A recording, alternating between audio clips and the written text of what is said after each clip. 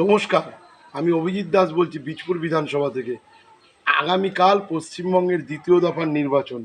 আপনারা জানেন যে পশ্চিমবাংলায় যারা জয় বাংলা স্লোগান দিয়ে পশ্চিমবঙ্গের ইতিহাসকে যারা ভুলিয়ে দিতে চাইছে, যারা জয় বাংলা স্লোগানের মধ্যে দিয়ে বাংলাদেশের ধার করা স্লোগানকে আমদানি করে পশ্চিমবঙ্গকে পশ্চিম বাংলাদেশে পরিণত করতে চাইছে, তাদের বিরুদ্ধে এবারের নির্বাচনে সমস্ত হিন্দু বাঙালিকে একজোট হয়ে ঐক্যবদ্ধ হয়ে ভোট দিতে হবে।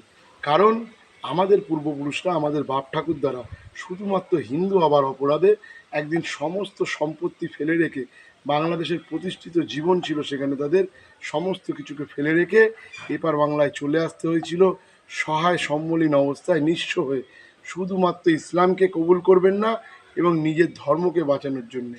তাই একজন গর্বিত হিন্দু হিসাবে, একজন হিন্দু বাঙালি হিসাবে আমাদের পূর্বপুরুষরা যে আত্মবলিদান দিয়েছিলেন, সেই আত্মবলিদানের কথাকে স্মরণ করে আগামী দিনের নির্বাচনে আপনারা এই উগ্র জিহাদি মৌলবাদী সরকারের পতনকে নিশ্চিত করুন। কেন বলছি উগ্র জিহাদি মৌলবাদী সরকার? তার কারণ মমতা বন্দ্যোপাধ্যায় শুধুমাত্র তার দলের একটা আদর্শ না থাকার জন্যে, 30% মুসলিম ভোটের জন্যে তিনি বারবার মুসলিম হিন্দুদের মধ্যে বিভাজন করেছেন এবং মুসলিমদের একটা বিরাট অংশকে উগ্র জিহাদিতে পরিণত করেছেন। রাষ্ট্রবাদী যারা মুসলমান আছে তাদেরকে নিয়ে আমাদের কোনো ভয় নেই, তাদেরকে নিয়ে আমাদের কোনো চিন্তা নেই। কারণ তারা বন্দে মাতরম ধ্বনি দেয়, তারা ভারত মাতা কি জয় বলে। তাই ভারতীয় জনতা পার্টি স্যার এপিজে আব্দুল কালামকে ভারতবর্ষের সর্বোচ্চ রাষ্ট্রপতি পদে বসায়। আপনারা দেখেছেন গত 15 বছরে পশ্চিমবঙ্গে 70টিরও কাছাকাছি দাঙ্গা হয়েছে। সেই দাঙ্গাতে সমস্ত হিন্দুদের ঘর বাড়ি সম্পত্তি লুট হয়েছে এবং তারা কোনো ক্ষতিপূরণ দেয়নি। এবং মমতা বন্দ্যোপাধ্যায় প্রকাশ্য মঞ্চ থেকে দাঁড়িয়ে বলেন যে তিনি না থাকলে সমস্ত হিন্দুদেরকে শেষ করে দেবেন। তাই এই হিন্দু বিরোধী সরকারকে উৎখাত করতে হবে। এই কথায় মাথায় রেখে আপনাদের আগামী দিনের ভোটে গুরুত্বপূর্ণ ভূমিকা পালন করতে হবে। শিক্ষা, স্বাস্থ্য সমস্ত ক্ষেত্রে এই সরকার চূড়ান্তভাবে ব্যর্থ হয়েছে। যে সরকার মানুষের পেটে ভাত দিতে পারে না, কাজ দিতে পারে না, সেই সরকার চাকরি দাবিতে যাদের আন্দোলন তাদেরকে লাঠিপেটা করে। আপনারা জানেন যে স্কুল মাস্টারদের থেকে আজকে 26,000 শিক্ষকের চাকরি চলে গেছে। যে স্কুল মাস্টারটা সমাজ তৈরির কারিগর, যারা এই সমাজকে তৈরি করে, তাদেরকে রাস্তায় টেনে নামিয়েছে এই মমতা বন্দ্যোপাধ্যায়ের সরকার। আমাদের বীজপুরে যেরকম বিগত দিনে রাস্তা সম্প্রসারণের নামে অসংখ্য মানুষের পেটে লাথি মেরে হকার উচ্ছেদ হয়েছে এবং সেই সমস্ত মানুষগুলোকে এই রাস্তা সম্প্রসারণের নামে রাস্তার দুধার থেকে সরিয়ে দেওয়া হয়েছে। তাই সেই কথা বলছি, যে সরকার মানুষের পেটে ভাত দিতে পারে না, সেই সরকার মানুষের পেটে লাথি দিতে পারে না। তার বিরুদ্ধে প্রতিবাদ করতে হবে। স্বাস্থ্য ব্যবস্থা তথা ধর্ষণের মতো যে জঘন্য ঘটনা পশ্চিমবঙ্গে হয়েছে, সারা পৃথিবীতেই হয়। ধর্ষণ এরকম নয় যে পশ্চিমবঙ্গে প্রথম হলো, কিন্তু ধর্ষণের মতো জঘন্য ঘটনা ঘটলে যে সরকারের প্রশাসনিক প্রধান বলেন যে মেয়েরা কেন রাত্রির 8টার পর বাইরে থাকবে এবং বলেন ধর্ষণের মতো ঘটনাকে তুচ্ছ ঘটনা।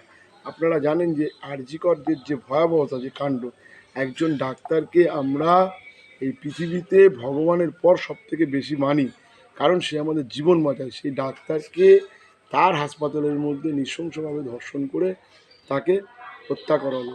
আপনারা দেখেছেন যে কালিয়াগঞ্জে উপনির্বাচনের পর তামান্না বলে একটা ছোট্ট শিশু বাড়ির উঠোনে খেলা করছিল, শুধুমাত্র সিপিএম করতে বলে তার পরিবারের সেই ছোট্ট ফুটফুটে বাচ্চাটিকে বোমা মেরে খুন করেছিল এই উগ্র জেহাদি মৌলবাদী সরকার।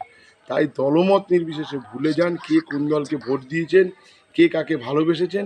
শুধুমাত্র একটা কথা চিন্তা করুন, এই চাকরি চোরের সরকার, এই দুর্নীতির সরকার, এই তোলাবাজের সরকার এবং অবশ্যই উগ্র জেহাদি সাম্প্রদায়িক হিন্দু বিরোধী সরকারের পতনকে নিশ্চিত করুন।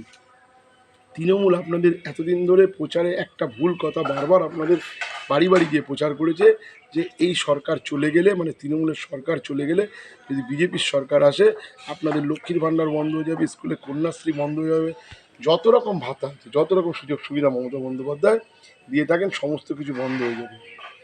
এই মিথ্যে কথাটা প্রচার করছে। আপনারা একটা জিনিস চিন্তা করুন, ভারতীয় জনতা পার্টি 1984 সালে মাত্র 2টো এমপিতে জিতেছিল। সেখান থেকে আজকে সারা ভারতবর্ষে 21টা রাজ্যে ক্ষমতায়, 15টা রাজ্যে সরাসরি তারা ক্ষমতায় আছে।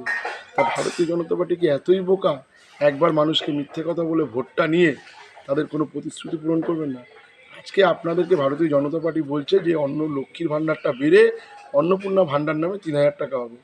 আমরাও লোকের বাড়িতে গিয়ে বলছি তাহলে আগামী দিন যদি সরকারে এসে এই সরকার যদি 3,000 টাকা ভাতা না দেয়, আপনারা কেউ ভোট দেবেন? আমার বাড়ির লোকই তো ভোট দেবে না, আমার বাড়ির মা বোনেরাই তো আমাকে ধরবে যে কিরে তুই তো বলেছিলিস যে বিজেপি সরকার আসলে সমস্ত রকম ভাতা বাড়বে, পাশের বাড়ির বয়স্ক লোকের বয়স্ক ভাতা বাড়বে, বার্ধক্য ভাতা বাড়বে, আমাদের লক্ষ্মীর ভাণ্ডার বাড়বে, কোনোটাই তো বাড়লো না।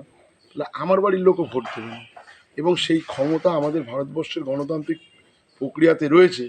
তাই আপনারা নিশ্চিন্তে থাকুন, সমস্ত রকম ভাতা পাবেন, সুযোগ সুবিধা পাবেন, আয়ুষ্মান প্রকল্পের সুবিধা পাবেন। আয়ুষ্মান প্রকল্পের কার্ড শুধুমাত্র পশ্চিমবঙ্গে ঢুকতে দেয়নি মমতা বন্দ্যোপাধ্যায়। কেন? না, এই কার্ডটা ঢুকলে মমতা বন্দ্যোপাধ্যায় স্বাস্থ্যসাথী কার্ডের বদনাম হবে, কেন্দ্রীয় সরকারের লোকে নাম করবে, তাই রাজনীতির স্বার্থে ঢুকতে দেয়নি।